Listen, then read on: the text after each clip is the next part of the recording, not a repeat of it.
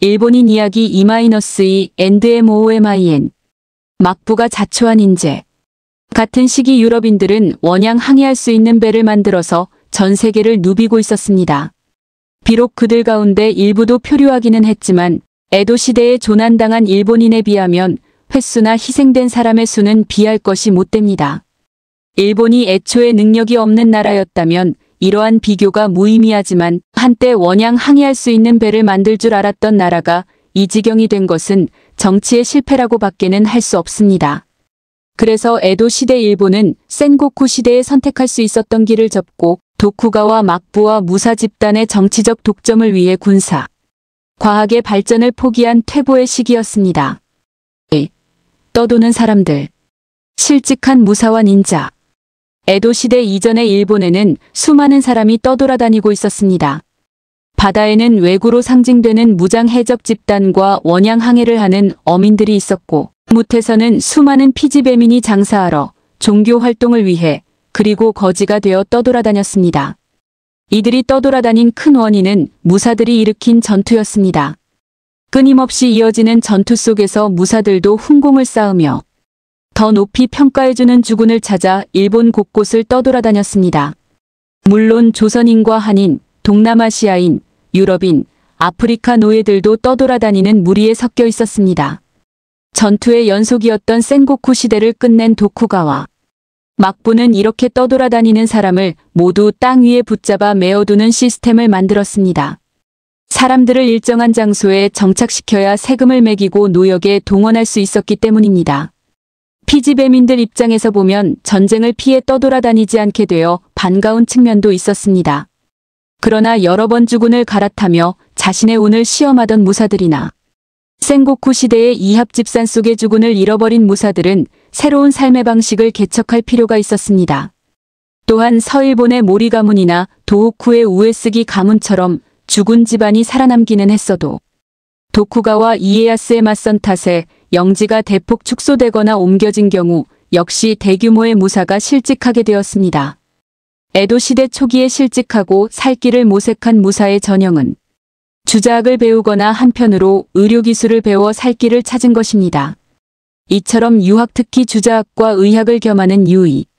이념을 위해서는 역사적 사실을 왜곡해도 된다는 주자학자 오제 호안의 입장은 한반도에서도 낯설지 않습니다. 의학과 저술. 출판으로 생계를 꾸리면서 학문을 닦아 당대의 권력자들에게 어필하고 구직하는 삶은 과거제 없는 에도 시대. 일본에서 지식인이 생계를 꾸리는 초기 모델이었습니다. 47인의 사무라이. 앞 못 보는 무사자 토이치. 자토 좌듀란 원래 에도 시대의 시각장애인에게 주었던 계급이고 그 후로 널리 시각장애인 안마사나 친구사 등을 가리키는 말이 되었습니다. 정치 전략과 참배와 댄싱 매니아. 에도 시대의 무사 집단은 대체로 경제적 문제보다는 정치적 목적을 우선시했습니다. 그러니 250년간 계속 쌀값이 떨어져도 쌀을 기본으로 하는 경제체제를 유지했고 그 결과는 몰락이었습니다. 팔려가는 여성들. 에도 시대의 농민, 특히 여성이 도시로 이주하여 봉공하는 문제는 현대 한국에서 농촌, 여성이 도시로 이주하여 공장에서 일하거나 식모, 가정부로 일하던 것과도 비교할 수 있습니다. 일본에서 인신매매는 특히 중세부터 심각해졌고 어린이도 납치와 인신매매의 대상에서 예외는 아니었습니다. 대체로 현재의 일본을 알기 위해 일본 역사를 공부할 때 고대 역사를 연구할 필요는 거의 없습니다. 온인의 난 이후의 역사를 알고 있으면 충분합니다. 그 이전의 일은 외국 역사와 같은 정도로만 느껴지지만 온인의 난 이후는 우리의 진정한 신체 골육과 직접 닿아 있는 역사여서 이것을 정말 알고 있으면 그것으로 충분하다고 말해도 좋습니다. 즉 온인의 난은 이를 기준으로 일본의 역사가 둘로 나뉠 정도로 중요한 사건이었다는 이야기입니다. 한국 역사에서 본다면 임진왜란과 6.25 전쟁에 해당한다고 하겠습니다. 온인의 난에서 시작된 센고쿠 시대의 장군들은 상대편의 영지를 정복하고 나면 그곳에 살던 수많은 사람을 죽이고 노예로 잡았습니다. 승리한 장군들은 이들 노예를 일본 국내는 물론 해외에도 팔았고 임진왜란을 전후해서는 조선인 포로도 이 노예 거래 흐름에 추가되었습니다. 센고쿠 시대의 승자가 패자의 영지에 살던 피지배인을 노예로 유럽인 노예 상인들에게 판매한 것은 아프리카에서 부족 간 전쟁의 결과로 발생한 포로를 유럽인 노예 상인들에게 판매한 것과 비슷한 구조였습니다. 조선인 노예는 임진왜란이 끝난 뒤로 더는 공급되지 않았지만 일본인 노예는 그 후로도 계속 생겨나서 17세기 말까지도 인도 고아, 포르투갈 리스본, 남아메리카 리마에서는 일본인 노예의 흔적이 확인됩니다. 센고쿠 시대가 끝나고 에도 시대가 되어도 막부는 기근이 들 때마다 한시적으로 노예 거래를 허용했습니다. 에도 시대 초기까지는 농촌의 토호들이 조선의 노비와 비슷한 예속민과 대가족을 거느리고 대농장을 경영하는 방식이 일반적이었기 때문에 예속민에 대한 수요가 지속해서 존재했습니다. 조선시대에는 남자가 아내나 딸을 아예 노비로 팔기도 했습니다. 에도시대 일본의 봉공과 비교하면 조선의 노비는 훨씬 더 예속성이 강합니다. 또한 조선에서는 기근이 들면 자매문기라는 문서에 의한 인신매매가 이루어졌습니다. 자기를 스스로 파는 문서라는 뜻의 자매문기는 기근이 들어서 굶주려 떠돌던 사람들이 자기 자신 또는 가족을 노비로 팔 때 작성했던 문서입니다. 어떤 사람들은 근면이 일본인의 민족성이라느니 DNA에 타고 전해지느니 하는 식의 말을 하는데 일본인이 근면을 미덕이라고 여긴 시간은 겨우 400여 년 정도에 지나지 않고 이제는 근면 시대의 종말을 맞이하고 있습니다. 이 이야기는 한국인에 대해서도 마찬가지로 적용됩니다. 한국인은 성실하고 똑똑한 민족성을 지녀서 세계 10대 강국을 만들어냈다는 주장은 허무맹랑합니다. 일본에서는 에도 시대 초기에 인구조사에 흔히 나타나던 예속민이 중국이 들어서는 거의 사라져 보이지 않게 되지만 조선은 멸망 직전까지 노비제도를 포기하지 못했습니다. 1886년에 노비세습 제도를 폐지하고 나서도 양반들은 여전히 상민, 노비를 차별했고 자위단, 양반단 등을 조직해서 물리적으로 테러를 가하기도 했습니다. 노비 문제를 비롯한 수많은 갈등을 한반도 사람들이 현명하게 해결하지 못한 결과가 6.25 전쟁 당시의 격렬한 충돌과 반복적인 학살로 나타났다는 연구 결과가 있습니다. 심지어 현대 한국 농촌에도 여전히 노비에서 발음이 바뀐 노비라는 이름으로 불리는 사람들이 있습니다. 노비 제도의 흔적이 아직 남아있다는 뜻입니다. 그리고 조선시대의 노비와 현대 한국의 노블 대신에 권리도 제대로 보장받지 못하고 열악한 환경에서 일하고 있는 이들이 농업 분야의 외국인 노동자들입니다. 3. 낙태, 영아 살해, 아이 버리기. 모두가 결혼하는 사회는 언제 시작되었나?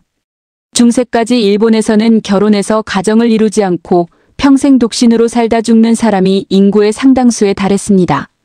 특히 예속민은 겨우 끼니를 잇는 수준으로 삶을 이어나갔기 때문에 이들이 결혼해서 가족을 꾸리기는 불가능했습니다. 에도 시대 초기까지 예속민 여성 10명 가운데 채 1명도 결혼하지 못했습니다. 조선에서도 1630년 경상도 산음현 호적에 따르면 상민 가운데 27.3%가 1인 가족이었습니다. 신분이 낮아 결혼할 수 없는 사람이 많았던 것입니다. 이렇듯 혼자 사는 예속민들이 신분 해방이 되어 점점 더 많이 결혼하게 되면서 출생률이 늘어나는 현상을 역사인구학에서는 개혼사회라고 부릅니다. 태어난 아이를 죽이는 마비키. 마비키는 임신을 조절하는 방법도 모르고 낙태의 기술도 부족하며 어린이가 될 때까지 키울 경제적 능력도 없는 시절에 흔히 선택했던 방식이었습니다. 한반도에서도 문헌에서 확인되는 마비키는 대체로 기근과 자연재해, 가혹한 정치와 전쟁이라는 인재로부터 살아남기 위해 또 가혹한 지배 집단으로부터 덜 뜯기기 위해 가족 수를 줄이려는 노력에서 비롯한 전략이었습니다. 이에 비해 에도 시대 일본에서 확인되는 마비키는 굶주림으로부터 벗어나는 노력에서 한 발짝 더 나아가서 이제까지보다 더 잘 살기 위해 선택하는 전략인 경우가 많았습니다. 이 세상에서 중화세계만이 존중할 만한 문명이라고 생각하다가 유럽이라는 또 하나의 세계가 존재한다는 사실을 알게 된 16세기 중기에 일본인들의 세계관은 한번 크게 변했습니다. 그 후 도쿠가와 막부에 대해 유럽. 세국 정책 때문에 유럽을 볼 수 있는 창문이 네덜란드 하나로 줄어들면서 일본인의 세계관은 다시 작아졌습니다. 그러다가 러시아가 북쪽에서 나타나 일본과의 교류를 요구하면서 일본인은 남쪽으로 열린 나가사키 대지미와 북쪽으로 열린 홋카이도라는 두 개의 창문을 통해 유럽을 볼 수 있게 되었습니다. 이는 일본이 유럽과 처음 만난 16세기 중기 이후에 200년 만에 찾아온 또 한 차례 변화의 계기였습니다. 의장, 의사들의 이야기. 1. 가난한 백성들을 치료한 의사들. 에도 시대의 한의학. 에도 시대에는 기존의 한의학에서 후세파와 더불어 고방파라는 오늘날까지 동아시아 한의학계에 큰 영향을 미치고 있는 한의학 유파가 탄생했고, 여기에 난나학까지 등장해서 후세파, 고방파, 난의학이 3파전을 벌이는 양상을 보였습니다. 이는 에도 시대를 대표할 뿐만 아니라 현대 한국의 한의학에까지 큰 영향을 미치는 사건이었습니다. 중화세계와 한반도에서 제작된 책에 보이는 일본에 관한 정보를 집대성한 이평일본전. 1688년 완성이라는 책을 낸 마스시타 겔린, 명나라의 백과사전 삼제도회를 대폭 수정. 증보해 화한 삼제도회 1712년 간행 105건을 30년에 걸쳐 편찬한 데라시마 료안 등도 의사로서 생계를 꾸리며 사고 싶은 책을 마음껏 사고 하고 싶은 공부를 하며 자기가 내고 싶은 책을 내서 후세에 큰 영향을 끼친 사람들입니다. 이칭일본전은 조선에 건너와서 한치운 1765만 1814이 해동석사라는 역사책을 쓸 때 크게 이용되었습니다. 중화세계와 일본이라는 두 세계의 정보를 많이 담고 있고 삼제도회보다 사파도 더 좋은 화한 삼제도회는 특히 조선시대 후기의 남인계 실학인들 사이에 널리 읽혔습니다.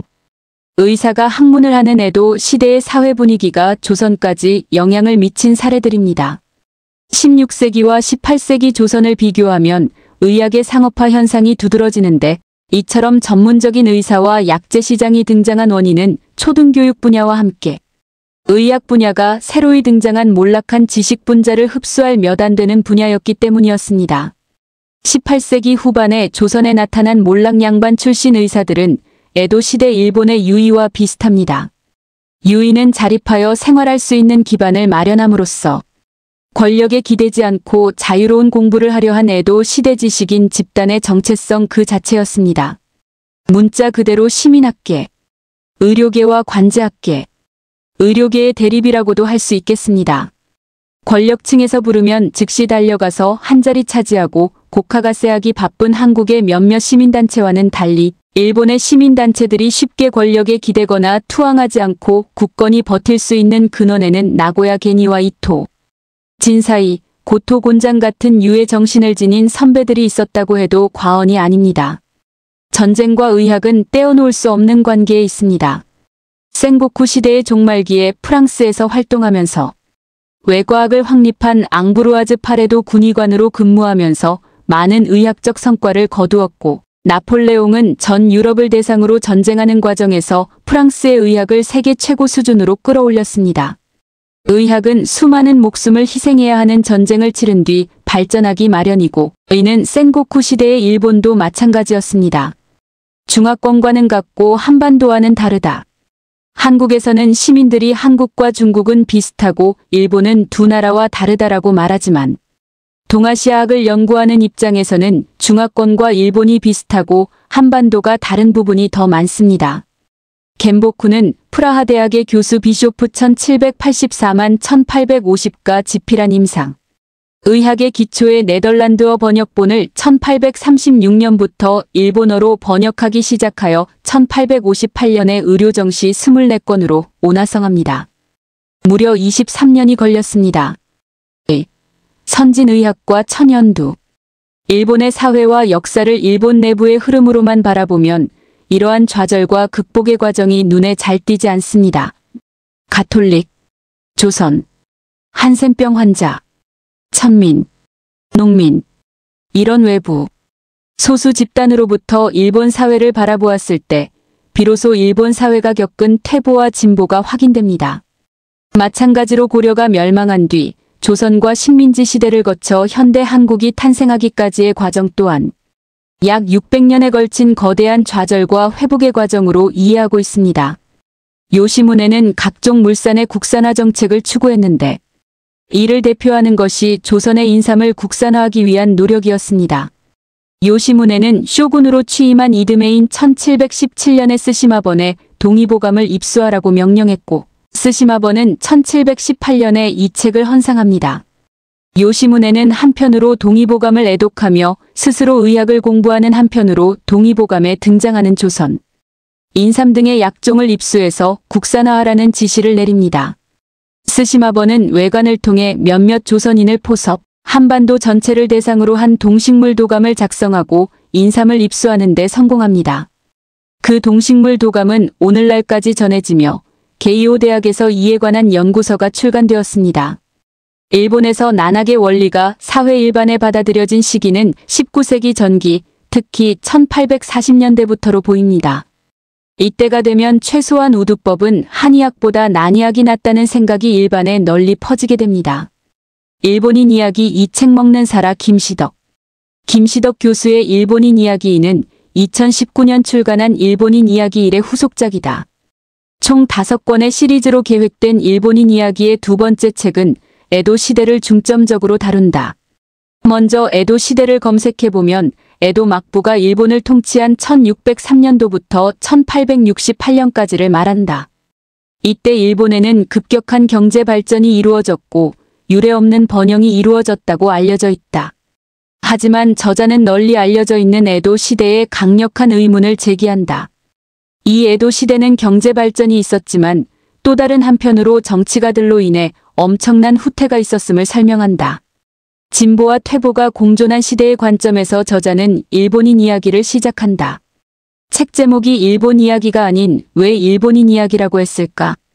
저자는 대부분의 역사책이 한두 명의 영웅의 관점에서 기술되었음을 주목한다. 하지만 역사는 한두 명의 위협으로 이루어지지 않는다. 나폴레옹이 프랑스를 지배하기 위해서는 많은 병사가 필요했고 중국의 만리장성은 진시황 한 사람의 업적이 아닌 수많은 백성들의 땀과 눈물이 있었기에 가능했다. 저자는 이 점을 명확히 한다. 일본 영웅, 지식인들의 이야기가 아닌 수많은 일본 사람들의 삶을 이야기한다. 일본인 이야기 2에는 도쿠가와 이에야스의 쇄국 정책으로 네덜란드를 제외한 서방과의 외교를 단절한 일본의 모습이 설명된다. 활발한 문명을 주고받던 일본이 네덜란드로 통상을 좁히면서 일본의 세계관 또한 협소해지는 건 당연했다. 개방의 문을 닫아버린 일본의 정세 속에 속수무책으로 죽어가는 백성들의 모습이 그려진다. 에도 시대, 막부 시대는 자신들이 거주하는 도시에서만 쌀을 공급하기 힘썼던 시대였다. 자신들의 배만 부르면 상관없었기에 온갖 인재 속에 힘들어하던 농민들의 빈곤과 그들의 분노는 그려진다. 살기 위해 거주지를 떠나 도시로 왔건만 다시 농촌에 돌려보내지는 시대. 농민들로부터 연공미를 거둘 욕심에 가득 찼던 지배 집단의 이기심과 피지배 집단의 분노. 이 불평등 속에 갈등이 커지고 분노 끝에 봉기가 일어나는 건 당연한 이치였다. 전쟁, 기근 등 재난 시 불행의 사각지대에는 여성들이 있다. 여성은 비주류로 태어났으며 그들에게 자연재난, 가난은 더욱 가혹했다. 저자는 이에도 시대의 여성을 한국에서 농촌 여성이 도시로 이주해 식모, 가정부로 일하던 때와 비교한다. 도시의 빈민층으로 기거하며 인신매매가 활성화되었던 시기, 우리가 경제번영의 시기로만 알고 있었던 에도 시대의 어두운 그림자를 저자는 자세히 설명해준다. 가난했고 피임과 낙태도 할 수 없었던 그 시기, 태어난 아이를 죽이는 영아 살해, 아이 버리기 등의 범죄가 흔한 일이었던 에도 시절의 여성의 삶은 매우 끔찍하기만 하다. 1장에서는 농민, 여성 등 피지배인들의 삶을 그렸다면 2장에서는 이 암울한 상황 속에서도 자신을 헌신한 의사들의 이야기가 그려진다. 해부학 서적을 번역한 해체신서를 출판하여 해부학붐이 일고 천연두를 예방해준 우두법의 보급 등의 이야기가 펼쳐진다. 네덜란드를 제외한 서양과의 문을 닫았기에 많은 의학을 배우기에는 역부족이었다. 그들은 난학의 빈 공간을 한의학으로 채우며 동양과 서양의 의학을 공존시키며 환자들을 치료했다. 일본인 이야기인 만큼 저자는 일본 의학에 발전한 많은 의사들의 이야기를 다뤄지며 의사들의 초상화를 소개해준다. 비록 한계가 있는 난의학이지만 사형수의 시신으로 해부를 하기도 하며 중화중심 세계관에서 탈피하며 본격적인 해부학이 발달했던 의사들의 이야기가 광범위하게 펼쳐진다. 저자는 이 책의 목적이 영웅의 이야기가 아닌 이 시대를 살았던 다양한 백성들의 삶을 구체적으로 소개해주기 위해서 썼다고 강조한다. 저자의 목적에 맞게 일본인 이야기 이에는 많은 사람들의 이야기가 그려진다. 그동안 읽었던 책과 인터넷의 정보에서 주로 알 수 없었던 일본의 참모습을 볼 수 있도록 도와준다. 비록 일본의 아베와 같은 정치가들로 반일 감정이 높은 요즘이지만 그 뒤에는 우리와 같은 사람들이 있다는 사실을 알 수 있게 해준다. 막부 정치의 세국 정책 속에 시달리는 백성들의 삶과 의학의 이야기에 초점을 맞춰 소개된 일본인 이야기. 이에 이어 세 권에는 과연 어떤 이야기가 소개될지 궁금하다. 이제까지 알고 있던 일본이 아닌 숨겨진 일본의 모습을 알 수 있게 해준다.